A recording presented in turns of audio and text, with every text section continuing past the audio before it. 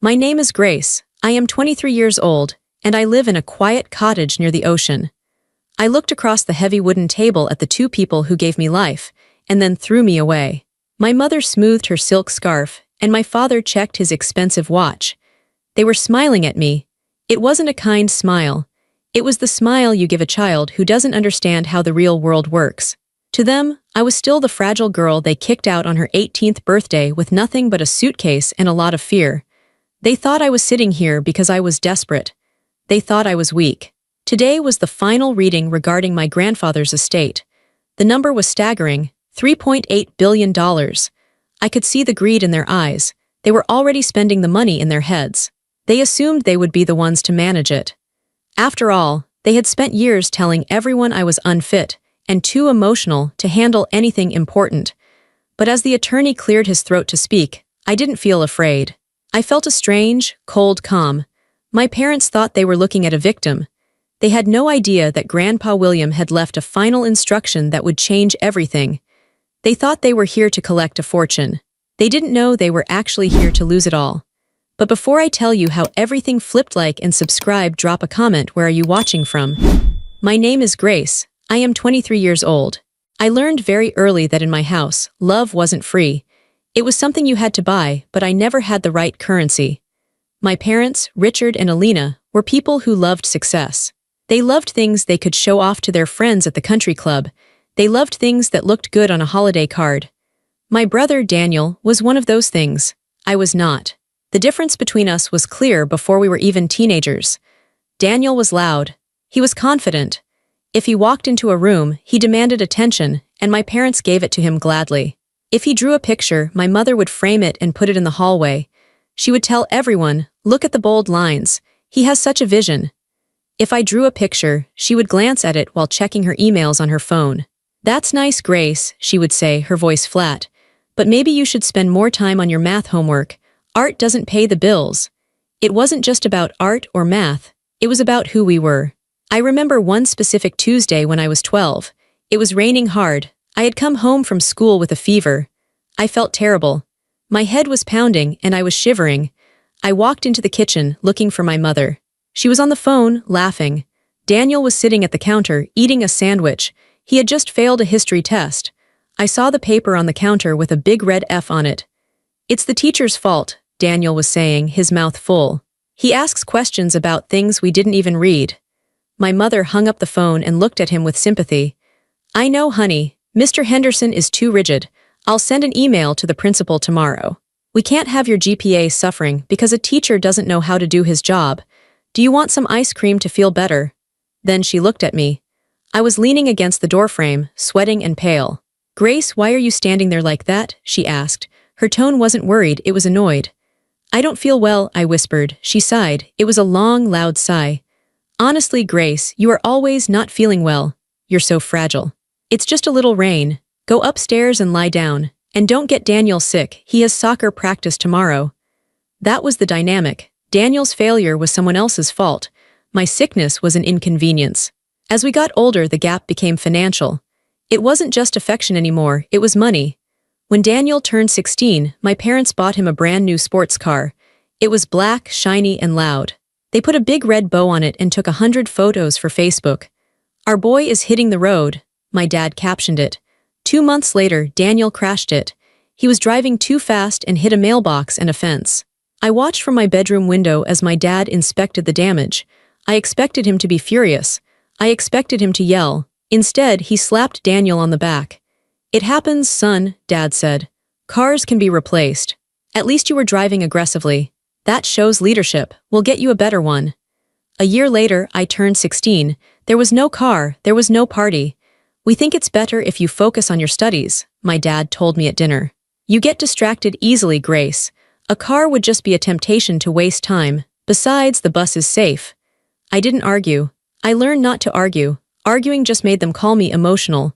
In their eyes, I was a bad investment. I was quiet, I liked to read. I volunteered at the animal shelter. I didn't care about status or networking. To Richard and Alina, this meant I was defective. They called it uneconomical. "You have no drive," my mother would tell me while I washed the dishes, a chore Daniel never had to do. "You're too soft," The world is going to eat you alive, Grace, and don't expect us to bail you out when it does. They were preparing me for failure. They wanted me to fail so they could be right. They wanted to point at me and say, "See, we told you she was weak." But I wasn't weak. I was just invisible, and being invisible gave me a lot of time to watch and a lot of time to hurt. The morning of my 18th birthday was a Tuesday. I woke up with a small knot of hope in my stomach. I knew better, but I still hoped. Maybe today would be different. 18 is a big number. It's the start of adulthood. I walked downstairs. The house was quiet. My parents were sitting at the dining table. It wasn't set for breakfast. There were no pancakes, no balloons, no presents. Instead, there was a folder. My father was wearing his business suit. My mother was dressed for a charity luncheon. They looked like they were about to conduct a merger, not wish their daughter a happy birthday. "Sit down, Grace," my father said. He didn't look up from his tablet. I sat. The chair felt cold and hard. "Happy birthday," my mother said, but she said it the way you say good morning to a stranger in an elevator. Polite but empty. "Thank you," I said. My father pushed the folder toward me. "You're 18 now. According to the law, you are an adult." "Yes," I said. "We have raised you," he continued. "We have provided food, shelter, and clothing. We have done our job. But as we have told you many times, we don't believe in supporting adults who don't show promise." I froze. "What do you mean?" "We mean that as of today, our financial obligation to you ends," my mother said. She took a sip of her coffee. "We're cutting you off, Grace." I looked from one to the other. I tried to laugh, thinking it was a joke. "Okay, but I'm still in high school. I have 3 months until graduation." "That's your problem to solve," Dad said. "We are done funding your lack of ambition. We've seen your grades.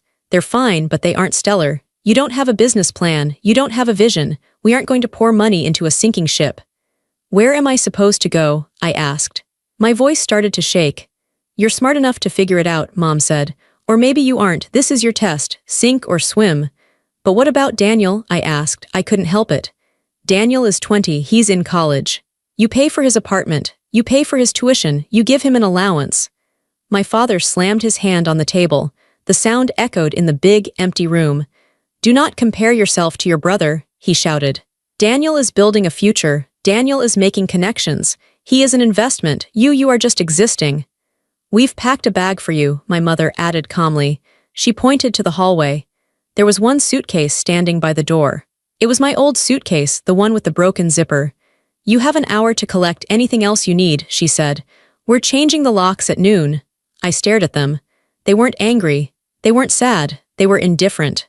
To them, this was just a business decision. They were cutting overhead costs. I didn't scream. I didn't cry. I think I was in shock. I went upstairs to my room. I packed my clothes. I packed my books.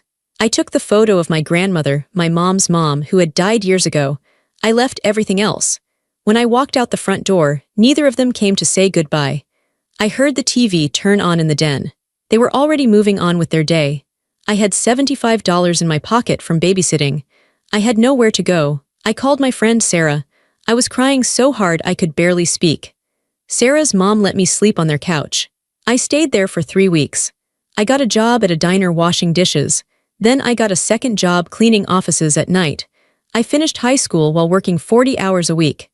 I was tired all the time. My hands were chapped from the dishwater. My back ached from scrubbing floors. Meanwhile, I saw photos on Instagram. Daniel was on spring break in Cabo. My parents had paid for the trip. He was holding a drink, laughing, surrounded by friends. I was eating instant noodles and sleeping on a couch, wondering why my own parents hated me so much. For 6 months, I didn't speak to anyone in my family. I was too ashamed and too busy trying to survive. I was renting a tiny room in a basement apartment. It smelled like mold, and the heater didn't work well, but it was mine. Then my phone rang. It was a number I didn't recognize. "Hello," I answered, wiping a table at the diner. "Grace." The voice was deep and gravelly. It was my grandfather William, my father's father. I hadn't seen Grandpa William in years. My parents rarely visited him. They said he was difficult and old-fashioned. They only went to see him on holidays, and only because he was rich. They wanted to stay in his will. "Hi, Grandpa," I said. I felt a lump in my throat. "Where are you?" he asked. "I went to your parents' house. They said you moved out. They said you wanted to explore the world. But they wouldn't give me your number. I had to hire a private investigator to find you." I almost dropped the phone. You hired an investigator. I knew they were lying, he said. Richard is a bad liar. He sweats when he lies. Grace, meet me for dinner, tonight. I'm sending a car. I tried to say no. I was wearing my work uniform. I smelled like grease. But he insisted. That night I sat across from him at a quiet steakhouse. I felt out of place. But Grandpa William didn't care. He looked at me with sharp, blue eyes. He looked old, much older than I remembered. His hands shook a little when he held his water glass. Tell me the truth, he said. Why are you living in a basement? So I told him. I told him about the birthday, the suitcase, the business verdict. I told him about the 3 jobs. I told him how they compared me to Daniel. I expected him to tell me I should apologize to my parents. I expected him to say, well, they just want you to be tough. Instead, he reached across the table and took my hand. His skin was dry and paper-thin. They are fools, he said softly. I looked up, surprised. Richard has always been a fool, Grandpa said. He thinks money is character, he thinks noise is strength. He doesn't see you, Grace. I'm not like them, Grandpa, I said. I'm not good at business. I'm not aggressive. Good, he said firmly. Aggression is cheap, true strength is quiet. You have survived, haven't you? You didn't crumble, you are working, you are paying your own way. Do you know how much respect I have for that? He squeezed my hand. Daniel asks me for money once a week, Grandpa said. He comes to my house, drinks my scotch, and asks for a loan for some new idea that will fail in a month. You never asked for a dime. I wanted to, I admitted. I was scared. But you didn't, you figured it out. From that night on, Grandpa William became my secret. We met once a week. I would go to his large, quiet estate on Sundays.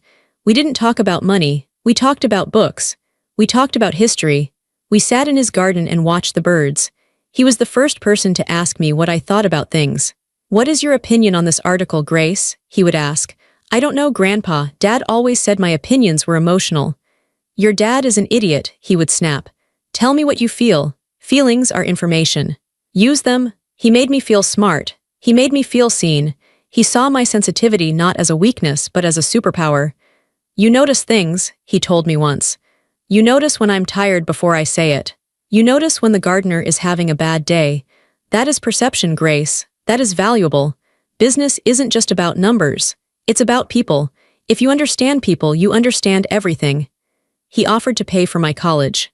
I refused. I told him I wanted to do it myself. He smiled then, a real, proud smile. Stubborn, he said, just like me. He never told my parents we were meeting. Let them think what they want, he said. They are too busy looking in the mirror to notice what's happening in the real world. For 4 years, he was my anchor. He was the only family I had. The call came at 3 a.m. It was Grandpa's nurse. Grace, she said, her voice gentle. It's time, you should come. I drove my beat-up Honda to his estate. I ran up the stairs to his bedroom. He was breathing shallowly. He looked very small in the big bed. I sat beside him and held his hand. I'm here, Grandpa, I whispered. He opened his eyes. They were cloudy, but he knew me. My brave girl, he whispered. It was barely a sound. Don't let them break you. I won't, I promised. I've taken care of it, he said. Just wait. He died an hour later.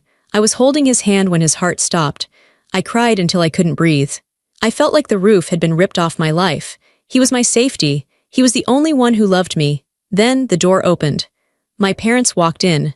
Daniel was with them. They were dressed perfectly. My mother had her hair done. My father was wearing a dark suit. They didn't look like people who had rushed over in the middle of the night. They looked like they were arriving for a photo op. Oh, Grace, my mother said. She walked over and tried to hug me. I stiffened. Her perfume was overwhelming. It smelled expensive and cold. We got the call, my father said. He looked at the body of his father. He didn't shed a tear. He looked relieved. Well, he had a long life. It was his time. Daniel was looking around the room. He was looking at the paintings on the walls. He was looking at the antique clock. He was calculating. Did he say anything? Daniel asked me. Before he passed. He said goodbye, I said coldly. Right, Daniel said. Sad day, very sad. The next few days were a blur of fake emotions. The funeral was a spectacle. My parents rented the biggest cathedral in the city. They invited senators, CEOs, and celebrities. They stood at the front, accepting condolences, dabbing at dry eyes with handkerchiefs. We are devastated, I heard my father tell a business partner. My father was my hero. I will do my best to honor his legacy. I stood in the back. I wore a simple black dress. No one spoke to me. My parents didn't introduce me to anyone. To the guests, I was probably just an assistant or a distant cousin. But then something shifted. After the funeral, my parents came up to me. "Grace, honey," my mother said. She put her hand on my arm. She had never touched me so gently in my life. "You must be tired. Why don't you come stay at the main house tonight? We have plenty of room. We can be a family again." I looked at her. I knew exactly what this was. They knew the will reading was tomorrow. They knew Grandpa was worth billions. They didn't know what was in the will, but they wanted to make sure I was close. They wanted to make sure I was managed. If Grandpa left me anything, even a small amount, they wanted to be the ones to control it. They were grooming me. They thought I was still the desperate 18-year-old they threw out. They thought a little bit of fake kindness would make me fall to my knees in gratitude. "I'm fine at my apartment," I said. "Nonsense," my father said, smiling a smile that didn't reach his eyes. "We insist. Family should be together at a time like this. Besides, we have the reading tomorrow. We can all go together in the limo." "We're going to be so rich," Daniel whispered to me, grinning. "I mean, we're going to have so much responsibility. You'll see, Grace. Mom and Dad will take care of you now. You won't have to work those dirty jobs anymore." He said it like he was doing me a favor. Like he was offering a stray dog a bone. I looked at them, the three of them, a united front of greed. "Okay," I lied. "I'll come for dinner." I wanted to see it. I wanted to see their faces when they thought they had won. And I wanted to be there when they lost. The attorney's office smelled like old paper and expensive leather. It was a large room in a high-rise building downtown, overlooking the city. My parents, Richard and Alina, sat on one side of the massive mahogany table. Daniel sat next to them. They looked like a team, a hungry, united team. I sat on the other side, alone. Mr. Sterling, Grandpa's personal attorney for 40 years, sat at the head of the table. He was a serious man with gray hair and wire-rimmed glasses. He didn't smile when we walked in. He just nodded at me. "Let's begin," Mr. Sterling said. He opened a thick leather binder. My mother adjusted her pearls. She leaned forward. "We know this is a formality, Mr. Sterling. We know Father intended for Richard to manage the assets. We are ready to sign whatever is necessary to expedite the process." Mr. Sterling looked at her over his glasses. "Mrs. Holloway, please let me read the document." My father tapped his fingers on the table. "Get on with it then." Mr. Sterling began to read. He went through the standard legal words, being of sound mind and body, revoking all prior wills. Then he got to the assets. "The total value of the estate," Mr. Sterling said, pausing to look at a paper, "including real estate, stocks, bonds, and liquid cash, is valued at approximately $3.8 billion. The room went silent. My father's eyes widened. Daniel actually licked his lips. My mother let out a small, breathless sound. It was more money than even they had expected. They were already rich, but this was empire money. This was change-the-world money. "To my son, Richard," Mr. Sterling read. My father straightened his tie. He looked at me with a smug grin. It was a look that said, "See, I told you." "I leave my collection of vintage golf clubs," Mr. Sterling finished. My father froze. "Excuse me, to my daughter-in-law Alina," Mr. Sterling continued, ignoring him. "I leave the antique vase in the foyer which she always admired." My mother blinked. "A vase? To my grandson Daniel," Mr. Sterling read. Daniel sat up straight. "I leave nothing." Daniel's mouth fell open. "What? That's a mistake. That has to be a mistake." "And regarding the remainder of the estate," Mr. Sterling said, his voice becoming louder and clearer. "The entire sum of $3.8 billion, along with all properties, holdings, and intellectual rights, I leave to my granddaughter, Grace Holloway." The silence that followed was heavy. It felt like the air had been sucked out of the room. I sat perfectly still. I felt my heart hammering against my ribs, but I kept my face calm. I looked at my hands. Then the explosion happened. "This is a joke," my father said. He stood up, his face turning red. "Grace, you're giving almost $4 billion to her." He pointed at me like I was a piece of trash on the floor. "She's a child," my mother cried out. "She works as a janitor. She doesn't know the first thing about wealth management. She'll lose it in a week." "She's unstable," Daniel shouted. Grandpa was senile. He didn't know what he was doing. My father took a deep breath and composed himself. He turned to me. He put on his business face. "Grace," he said, his voice sickly sweet. "Grace, listen to me. Obviously, Grandpa wasn't thinking clearly at the end, but this is fine. We can fix this. He walked around the table and stood behind my chair. He put his hands on my shoulders. His grip was tight, too tight. You are clearly overwhelmed, he said. You can't handle this kind of pressure, sweetheart. It's dangerous. People will try to use you, but don't worry. Mommy and I will step in. We will manage the trust for you. We'll give you a very generous allowance. You can quit your little jobs. You can travel. We'll take the burden off your shoulders. My mother nodded eagerly. Yes, Grace, we'll handle the heavy lifting. You just sign the power of attorney over to your father. It's for your own good. They were doing it again. They were treating me like I was stupid. They thought I would be so grateful for their attention that I would hand over $4 billion just to make them smile. I looked at Mr. Sterling. He was watching me. He was waiting. I don't want you to manage it, I said. My voice was quiet, but it didn't shake. Excuse me, my father said. His smile faltered. I don't want your help, I said, louder this time. I don't need an allowance, it's my money. Grandpa left it to me. You ungrateful little brat, my mother hissed. The mask dropped instantly. We are your parents, you owe us. I owe you nothing, I said. You cut me off, remember. A business verdict. My father's face turned purple. You will sign that paper, Grace, or so help me God, I will bury you in court. I will have you declared mentally incompetent. I will take every cent. Mr. Sterling cleared his throat. The sound was like a gavel striking wood. Mr. Holloway, please sit down, the attorney said. His voice was cold steel. I am talking to my daughter, my father snapped. You are threatening the sole beneficiary, Mr. Sterling said. And you are doing it prematurely. I have not finished reading the will. My father paused. What else is there? Turn the page, Mr. Sterling said to himself, though he knew the words by heart. He looked directly at my parents. William Holloway anticipated this reaction, Mr. Sterling said. He knew you well, Richard. He knew you would try to bully Grace. He knew you would try to take control. So he added a specific set of clauses. They are ironclad. Mr. Sterling began to read again.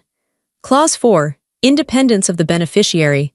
Under no circumstances is the estate to be placed under the management, oversight, or trusteeship of Richard Holloway, Alina Holloway, or Daniel Holloway. Grace is to have full autonomous control immediately.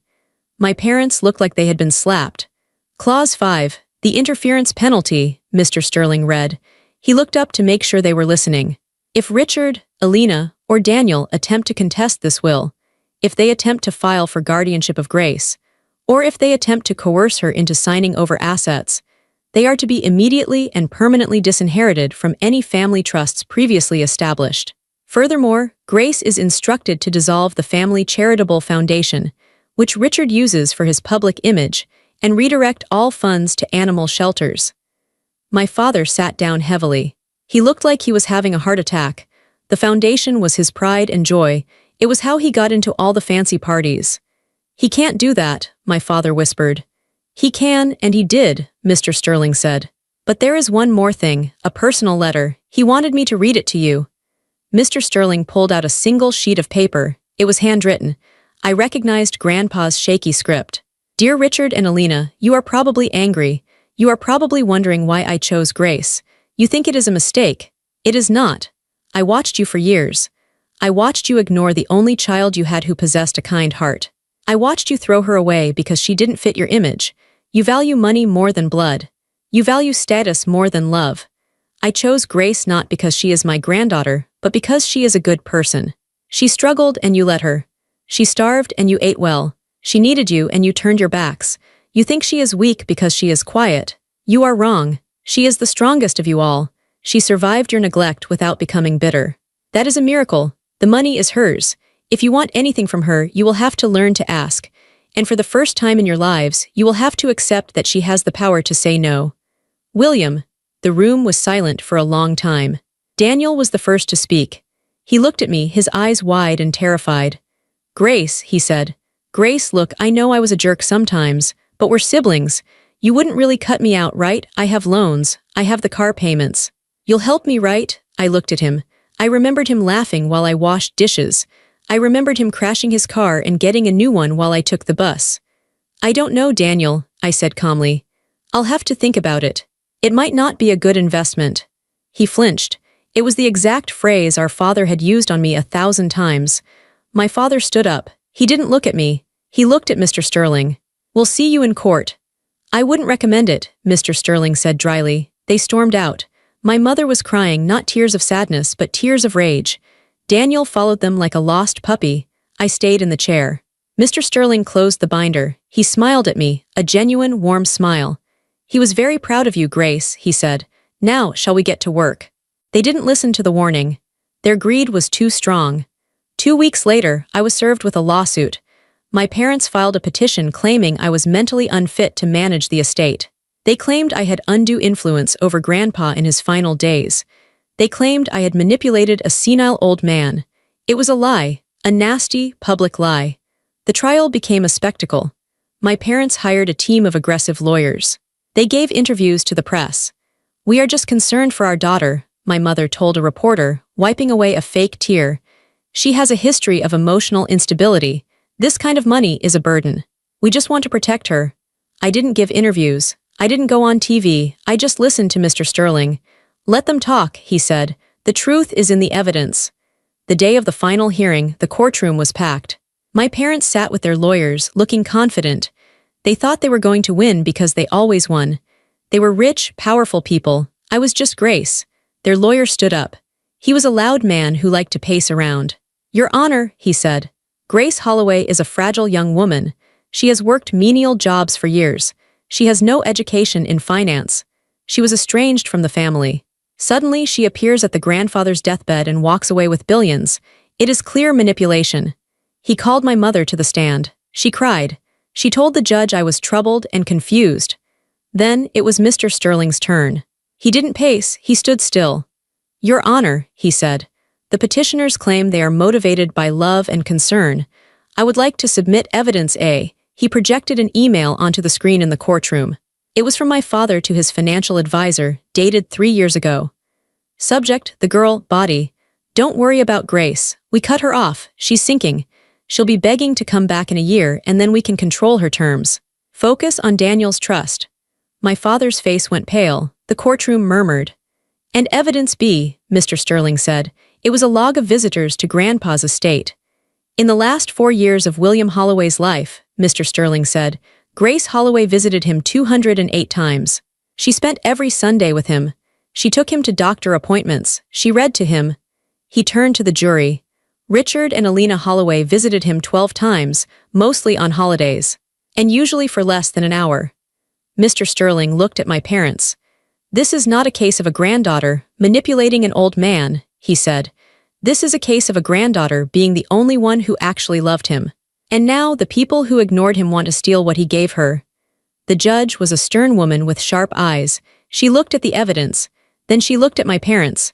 Her expression was one of pure disgust. "Mr. and Mrs. Holloway," the judge said, "this petition is baseless. It is clear to this court that your father was of sound mind. His instructions are explicit. He anticipated exactly what you are doing today." She leaned forward. "Not only am I dismissing this case," she said, "but I am upholding the interference penalty clause in the will. By filing this frivolous lawsuit, you have triggered your own disinheritance from the family trusts. You have effectively sued yourselves out of your own safety net."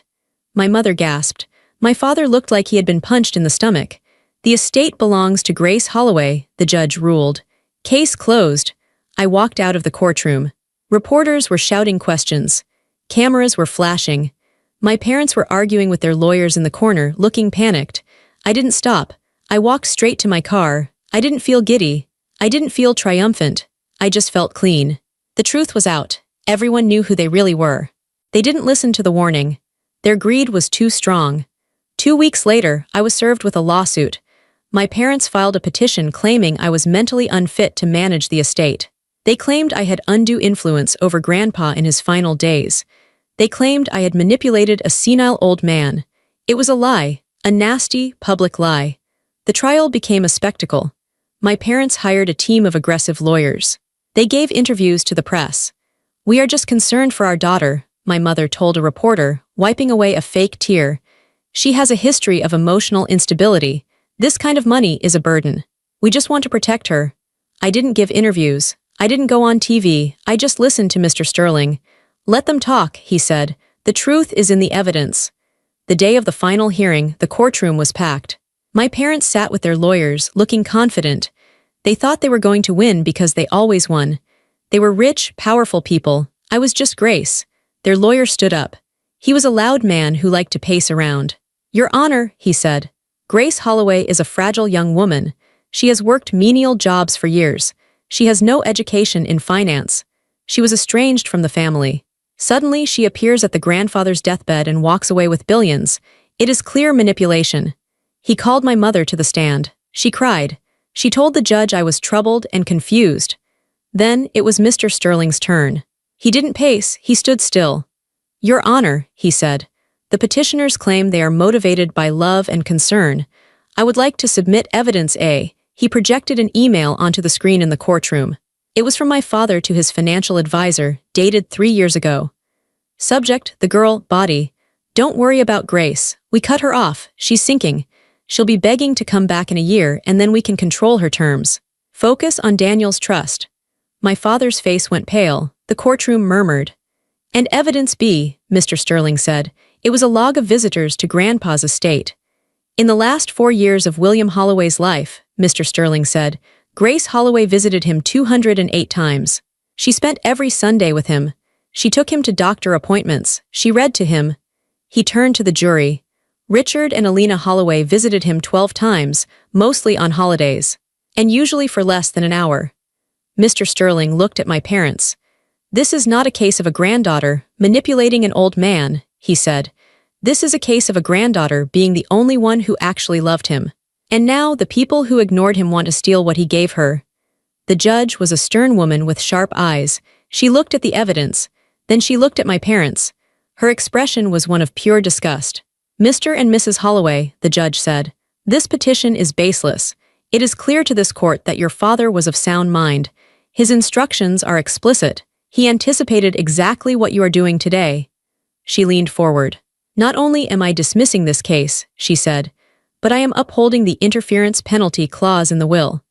By filing this frivolous lawsuit, you have triggered your own disinheritance from the family trusts.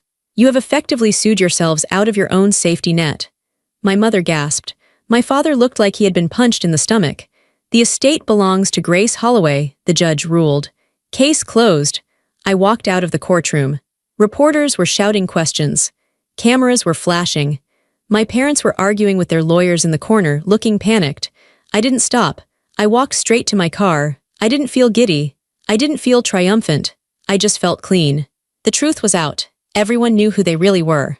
6 months later, I found myself driving through my old neighborhood. I didn't plan to go there. I was just driving, enjoying the feel of my car, a safe, reliable SUV that I had bought with my own money. I turned onto the street where I grew up. The houses were huge and imposing. The lawns were perfectly manicured. It all looked so perfect on the outside. I stopped in front of my parents' house. It looked smaller. When I was a child, that house felt like a fortress. It felt like a prison. I used to look at those windows and feel a pit of dread in my stomach, wondering what I had done wrong, wondering why I wasn't enough. Now it was just a pile of bricks. I saw a car in the driveway, my father's car. It was dusty. He used to keep it spotless. I imagined them inside, probably sitting at that long dining table, probably arguing about money, probably blaming everyone but themselves. They were trapped in that house with their bitterness. I rolled down the window. The air smelled the same, like cut grass and sprinklers, but I felt different. I wasn't the girl with the suitcase anymore. I wasn't the victim. Grandpa William didn't just leave me money. The billions were nice, of course. They bought safety. They bought time. But his real gift was the truth. He gave me permission to see my family clearly. He gave me the evidence that I wasn't crazy, I wasn't weak, and I wasn't unlovable. He validated my reality. I realized then that I didn't hate them. Hate takes too much energy. Hate is an attachment. I felt indifference. I didn't want to punish them anymore. Life had already punished them. They had lost the only 2 people who would have loved them for free, me and Grandpa. Now they were alone with their things. I put the car in gear. My phone buzzed. It was an email from the director of the youth shelter we had just opened. "Grace, the new beds arrived. The kids are so happy, thank you." I smiled, a real smile. I looked at the house one last time. "Goodbye," I whispered. I didn't say it with anger. I said it with relief. I drove away, watching the house shrink in my rearview mirror until it was just a speck, and then it was gone. The road ahead was wide open. The sun was setting, painting the sky in colors of purple and gold. I turned on the radio and sang along to a song I liked. I was free. I finally understood what Grandpa meant. The best revenge isn't destroying your enemies. It's living a life so full, so happy, and so complete that they simply cease to matter. I didn't take anything from them. I just stopped letting them take from me. And for the first time in my life, I chose peace on my own terms.